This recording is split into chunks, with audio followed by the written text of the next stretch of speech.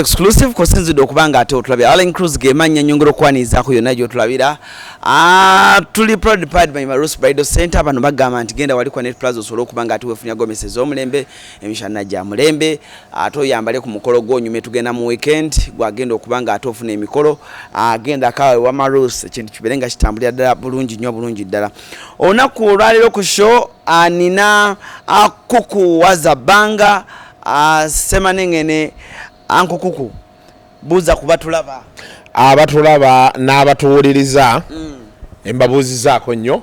muri mutya yes Sebo obulamu bugamba ki obulamu si bubi pozo obubwo nabaddeko South Africa mbasajja bo naye bannange naye omusajja wange n'omugo walabye okujjako baati wansi eyo gye wabadde sikyagoberayo e Pretoria naye abasajja bange naye ndwawo ddala obbalaba kati abasajja boyino gamba abasajja bange bali Santoni. Santoni. Okay. Ya.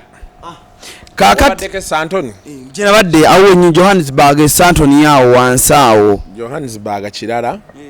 Pretoria West kirala. Ne Santoni kirala. Nabadde Santoni nabyo nabiringa bono gamba Kampala. Naye nga oli Kololo.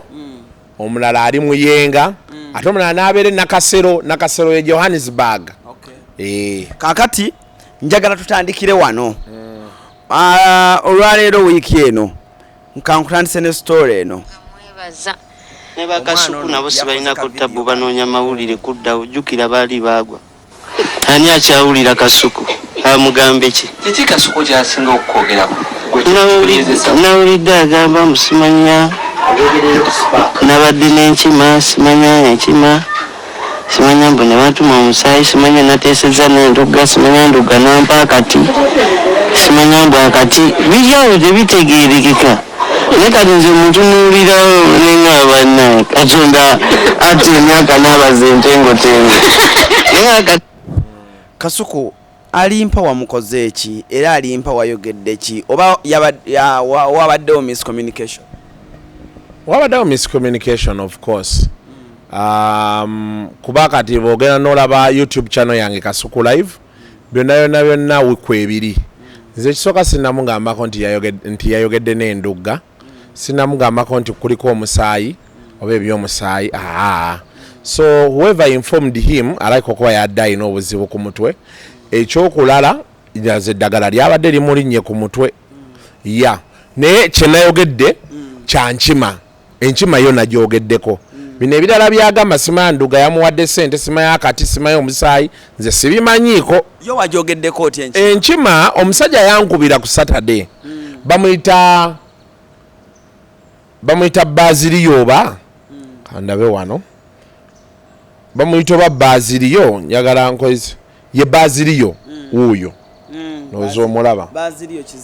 ali ku kizinga ali mu byennyanja ebyo mukene ebiki byennyanja byadiringamu nankubira era bwe yankubira ne turekodinga akantu ako ne sendi era kwekali buli wamu wekali bogenda ku channel yange kwekali ku show gye nakola ku Monday ya week eno eriko Lwasa ne Alimpa omusajja nannyonnyola nti Alimpa yajja n'enkima ku kizinga kati ng'ekizinga ekyo bakyo baziiri obaani nga tebakkirizaako ki nkima ne babagamba nti temujja na nkima ku kizinga ne bagaana era ne bagendako n'enkima yaabwe ne bayimba kati bwe bava ku kizinga ne babalabula nti muzze n'enkima eyo naye bijja okuddako biri beebiti ne beebiti ate waayitawo olunaku si accident lwegwa bwe baatonya wano ng'ate balina okugenda ekapeeka olwo accident neekola ki ekyanyambye manager Wandugga namulabeko mu interview nayongero kikatiriza nti naye ku scene ya accident yasanga enkima yaliwo ngeyambadde kariboni ka red era n'abantu abalala bamanya Alimpa abeera naye bagamba enkima abaddenga nayo so it could be his pet nga pet ye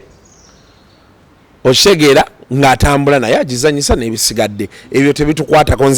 nze story nagiripotinze nga bwe bagimpa nti accident ku theory ezimu eziriwo waliwo theory y'okuba nti babadde bakooye waliwo theory y'okuba nti driver yadde abadde ki kati ne wabaawo ne theory eyo ey'okuba tibatwala enkima ku kizinga bajjajja ne banyiiga kati byayogedde waddembo byogera nze sigana nk'omuntu kugamba nti sina magezi kuba nange nina beŋŋamba nti tebagayina kati kisinziira nyinza okuba nze nkugambe tolina magezi ng'ogayina it's up to you naye ayinza okuba ndaba nga sirina magezi ekyo kiri gyali oba okitegeera kyeggamba nze kyenjagala omugamba kiri kimu bw'abeera nga yatwala enkima ku kizinga indeed ng'oli ku recording weeri kanjikuweereze wano ojja giwa abantu ogibazannyire okuba oli ayinza olowooza mu nze njogera byange esimu si mwana is a grown man biveeko eby'omwana gwolowooza olwokuba alimpa mumpimbu mwana muto si mwana muto nkitegeera si mwana muto njikuwe wano ye eno meseji yange nga togirabanga eno wagiraba so kati ekyaliwo kyekyo okitegedde kati oba yabiraba oba bamugamba bugambi nze kati ebyo tebinkwatako ebyo ebiddako byabwe kuba nze ebyo ebyokwevuma n'okusalawo bye tubaddemu era bye tukyalimu ye bizinesi gye tuvugiramu kati gwoli waddemu okuŋŋamba kyoyagala kuba nze sirina mpalana n'alimpa I don't know him I've never seen him face to face I don't know if he has ever seen me face to face okitegeera kati ebyo ebiddako awo byabwe yes of course nalabe n'abanjasamira ku social media nze okunjasamira ku social media n'obutanjasamira gwe abamanyi nze mba nkubulidde kyenkubulidde mba nagenze dda mu maaso kati ebiddako gwamanya nze nkubulira as is nvumya abantu nvumiddwa all my life actually all my adult life kuba natandika amawulire nga nina emyaka 2 okitegeera kati okuva olwo nvuma banvuma tewali kipya naye nze kyenjagala omugamba kiri kimu nti bino byonna byonna enduulu zigenda bbeerawo naye bw'aba amanyi nti yagenda n'enkima ku kizinga nga bwe bagamba agende either asabe mu church for cleansing oba agende ku musawo bamunaazeeko ebipali bye baleka ku kizinga ekitali ekyo ajja bonaabona